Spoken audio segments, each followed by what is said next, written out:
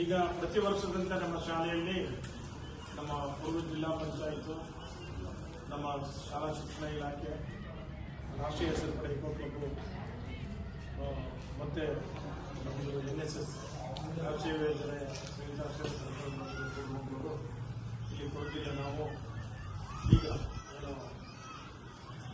ಪರಿಸರ ಜಾಗೃತಿ ಕಾರ್ಯಕ್ರಮ, ಅದರಲ್ಲಿ ಸ್ವಚ್ಛತಾ ಮಿಷನ್ ನಲ್ಲಿ ಒಂದು ಸಪ್ತಾಹವನ್ನು ಮಾಡ್ತಾ ಇದ್ದೀವಿ.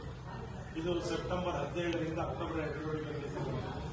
ನಾವು ನಮ್ಮ ಮನೆ, ನಮ್ಮ ಸುತ್ತಮುತ್ತಲಿನ ಪರಿಸರ, ಶಾಲೆ, ಊರು ಎಲ್ಲವನ್ನು ಕೂಡ ಏನು ಮಾಡಬೇಕು, ಸ್ವಚ್ಛವಾಗಿ ಇಟ್ಟುಕೊಳ್ಳತಕ್ಕಂಥದ್ದನ್ನು ಮಾಡತಕ್ಕಂಥದ್ದು.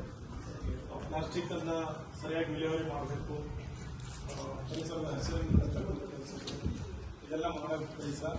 ಅದರಿಂದ ಇವತ್ತು ನಮ್ಮ ಶಾಲೆಯಲ್ಲಿ ಈ ಒಂದು ಕಾರ್ಯಕ್ರಮಕ್ಕೆ ಚಾಲನೆ ನೀಡಿ ನಿಮಗೆ ಸ್ವಚ್ಛತಾ ಪಕ್ವಾಡದ ಬಗ್ಗೆ ಮಾಹಿತಿ ನೀಡ್ತಾ ಇದ್ದಾರೆ.